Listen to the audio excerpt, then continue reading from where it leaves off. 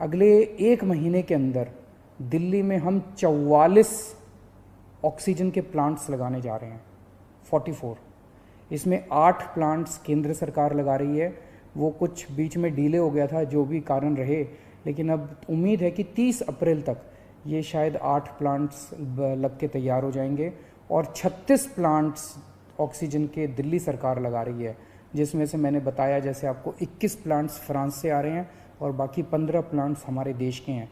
तो 36 ऑक्सीजन के प्लांट्स अगले 1 महीने के अंदर दिल्ली सरकार लगा रही है। इन 44 प्लांट्स को अलग अलग अस्पतालों में जब लगाया जाएगा तो उससे ऑक्सीजन की सप्लाई काफ़ी इम्प्रूव होगी। तो अभी हम 500 ICU बेड्स, आज सुबह सुबह मैं मुआयना करके आया हूँ, GTB हॉस्पिटल के सामने एक रामलीला मैदान है, वहाँ पे हम 500 ICU बेड्स तैयार कर रहे हैं। LNJP अस्पताल के सामने अपना जो मेन रामलीला मैदान है, वहाँ भी हम 500 ICU बेड्स तैयार कर रहे हैं और राधा स्वामी सत्संग में हम 200 ICU बेड्स तैयार कर रहे हैं। तो ये 1200 ICU बेड्स गंभीर मरीजों की देखभाल के लिए, ये 1200 ICU बेड्स 10 मई तक बन के तैयार हो जाएंगे।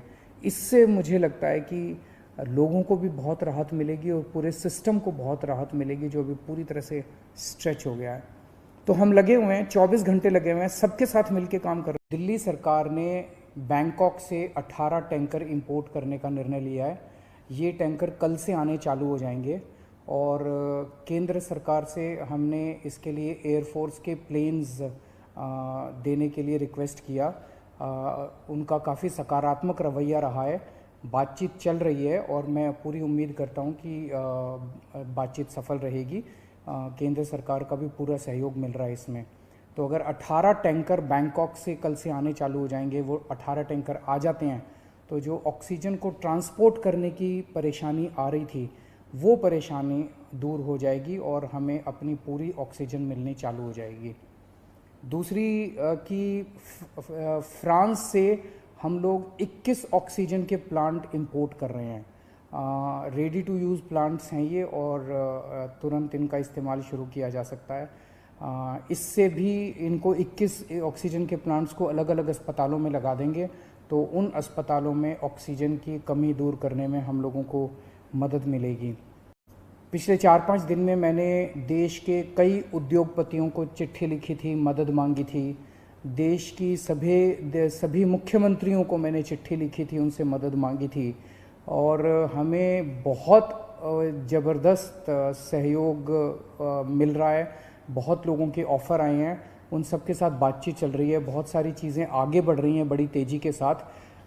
उनमें से कई लोग मदद कर रहे हैं, बस उन्होंने मोस्टली लोगों ने एक ही शर्त रखी है कि हम अपना नाम नहीं बताना चाहते, हम आपकी वैसे ही मदद करेंगे।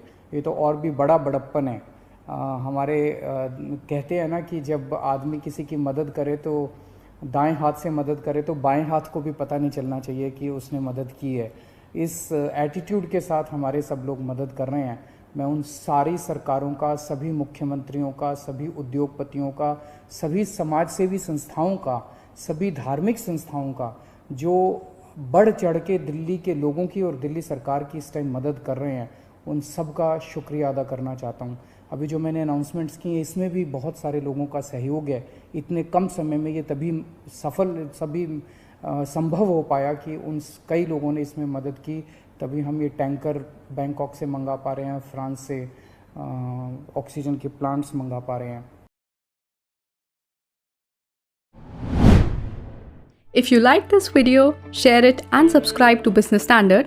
For more news, views and insights, log on to www.business-standard.com. Do also follow us on YouTube, Twitter, Facebook, Instagram, Telegram and LinkedIn.